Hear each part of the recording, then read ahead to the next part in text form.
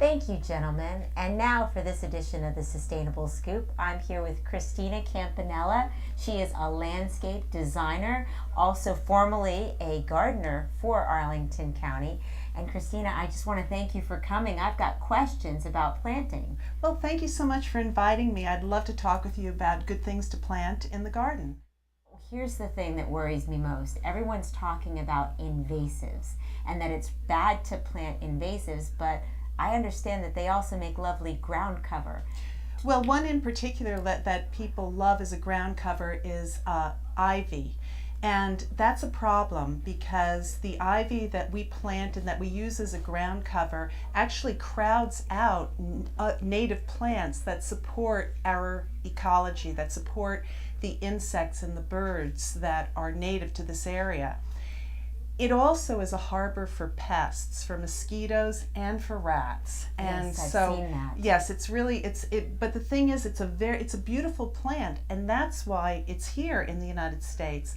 But people have learned that it's very, very harmful to our environment. When you have ground ivy, it's on the ground and it's in an immature state, so it's not producing berries. But once it goes vertical up trees and up the sides of houses, then it starts to produce those berries. The birds eat those berries and then they fly around, they spread it everywhere. And ivy is a very, very strenuous, a plant that can survive in sun, in shade, in all kinds of different environments. And so that's why we spend so much time having these ivy pulls and getting rid of invasives. But you mentioned native plants and how it benefits the ecology. So there are plants out there that people are planting that are not native to this area. How does a gardener go about picking and choosing what looks good and also what? Well, what there are some plants that are not native to the area, but they're not invasive. But then there are a lot of plants that are not native to the area, and because they're not kept in check by anything, they spread and they crowd out the plants that should be here. So there are plants like I've never seen, for example, camellia on an invasive plant list. But if you're really interested in keeping these aliens out of your garden, there are lots and lots of resources to find out which plants should not be put there and which are good for the environment. So before I go out and start buying plants or start planting, where should I go? What are the name of the organizations? Well, you could go to there's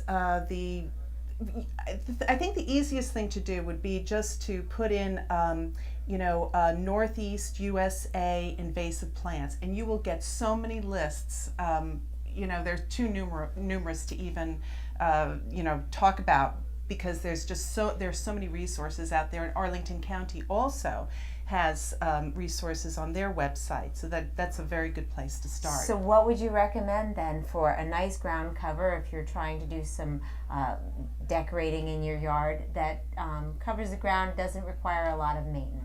There's something called foam flower that's really, really beautiful, and it spreads very.